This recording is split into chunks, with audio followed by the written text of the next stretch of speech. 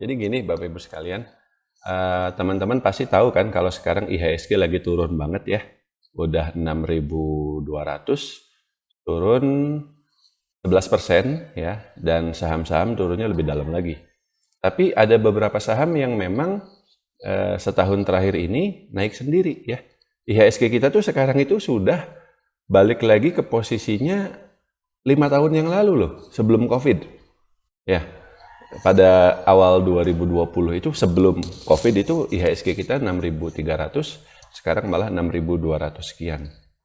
Nah, tapi ada beberapa saham yang dia naik sendiri ya, dan meskipun sebagian ada kan yang naik sendiri karena memang ya punyanya konglomerat goreng-goreng seperti itu, tapi ada juga saham yang dia naik karena memang fundamentalnya bagus, kinerjanya bagus, valuasinya pun murah ya. Salah satunya yang Pak Gregorius pegang, Java ya. Java setahun terakhir sudah naik signifikan dari 1.100 sempat tembus 2.000, ya sekarang dia turun lagi ke 1.865, tapi secara keseluruhan dia masih naik banyak. Nah, kenapa dia bisa naik? Karena gini, Java ini dia perusahaan poultry. Dia bikin pakan ayam, dia bikin telur ayam, dia bikin DOC, day old chicken, dia berternak ayam, dan kemudian dia juga mengolah ayam menjadi daging ayam, atau sosis, atau nugget, dan seterusnya ya. Jadi dari hulu ke hilir. Nah, bisnis poultry ini kalau dari sisi pendapatan itu pasti, hampir pasti akan naik terus dari tahun ke tahun. Karena konsumsi ayam, telur itu akan selalu naik seiring bertambahnya jumlah penduduk di Indonesia. Dan Java adalah salah satu perusahaan terbesar di bidang ini. Satunya lagi Sharon Pokpan ya. Tapi Java lebih menarik karena valuasi sahamnya lebih murah. Meski demikian, kalau dari sisi laba bersih, belum tentu labanya Java ini akan naik terus setiap tahun. Karena salah satu komponen biaya terbesarnya adalah biaya bahan baku jagung. Ya, karena untuk bikin pakan ayam itu bahan bakunya jagung yang mayoritas masih harus impor. Sehingga kalau kurs rupiah melemah juga itu bisa berdampak terhadap kinerja Java ya. Dan itulah kenapa di tahun 2022, di tahun 2023 meskipun pendapatannya masih naik tapi labanya turun. Baru di tahun 2024 pendapatannya naik dan labanya pun naik sangat signifikan karena waktu itu harga jagung ya di tahun 2022 dan 2023 itu di level ini ya 600 sekian dolar per bushel ya. Satu bushel itu kalau nggak salah berapa liter gitu. Nah, di tahun 2024 itu dia turun sampai sempat di bawah 400 dolar per bushel. Sempat naik lagi ya sampai 500, tapi sekarang turun lagi ke 450. Jadi meskipun tadi Pak Gregorius bilang bahwa harga jagung memang betul naik lagi nih ya awal 2025 ini. Tapi kalau dilihat dari tahun 2022 dan 2023, harga sekarang itu masih tergolong rendah Pak. Meskipun tetap betul dia agak naik dibanding 2024 kemarin ya. Sebentar.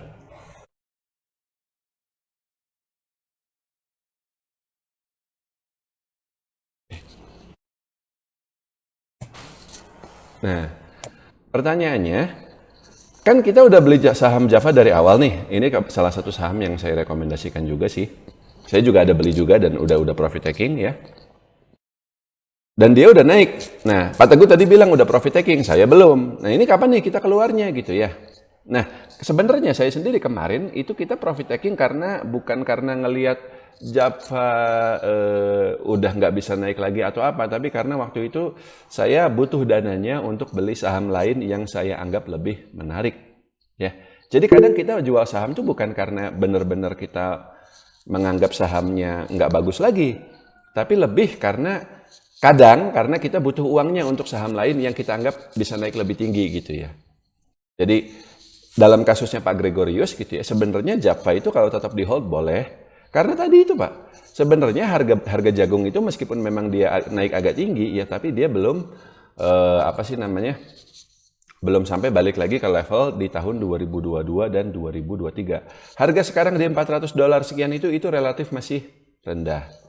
Kemudian, ada faktor musiman juga, Pak Gregorius. Di akhir tahun, di kuartal 4, itu biasanya ada momen Natal dan Tahun Baru, ya, di mana konsumsi ayam itu naik. Dan sekarang, di awal tahun 2025, ada lagi momen bulan puasa. Biasanya kalau bulan puasa konsumsi ayam sama konsumsi telur naik gitu. Ada faktor musiman ya. Jadi nanti di kuartal 2 2025 dia baru akan turun. Artinya meskipun harga jagung betul naik dan itu bisa berdampak terhadap laba bersih Jaffa, bisa aja turun gitu ya. Tapi ada juga kemungkinan labanya dia akan tetap naik di kuartal 4 dan juga di kuartal 1 2023 ini.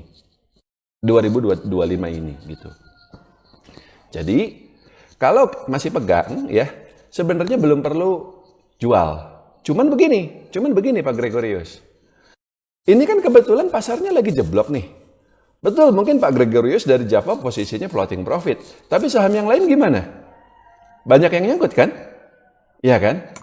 Nah, jangan lupa, ada saham-saham yang sekarang turun itu bukan selalu karena fundamentalnya jelek loh, tapi karena ada pengaruh pasar juga gitu ya.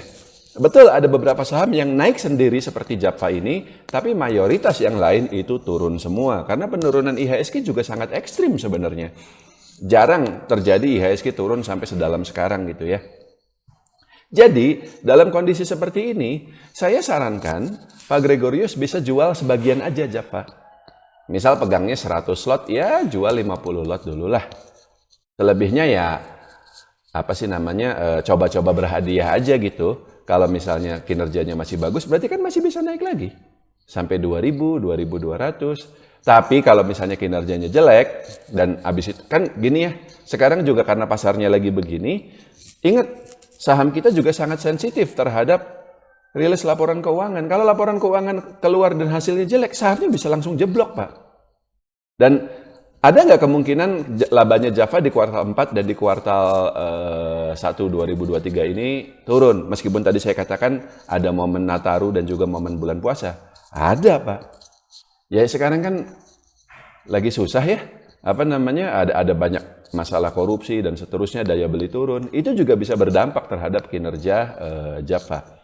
Jadi meskipun ada peluang kinerjanya bagus, tapi ada juga risiko kinerjanya turun. Sehingga yang paling aman menurut saya saat ini adalah kita jual separuh, sisanya kalau memang kinerjanya bagus, ya udah hold aja terus. Tapi kalau misalnya kinerjanya jelek, sahamnya langsung turun, ya nggak apa-apa, jual saja, kan? Separuhnya lagi sudah kita jual pada harga yang lebih tinggi. Dananya kemudian bisa kita alihkan ke saham lain yang juga bagus, tapi sedang turun karena koreksi pasar. Cukup, Pak Gregorius?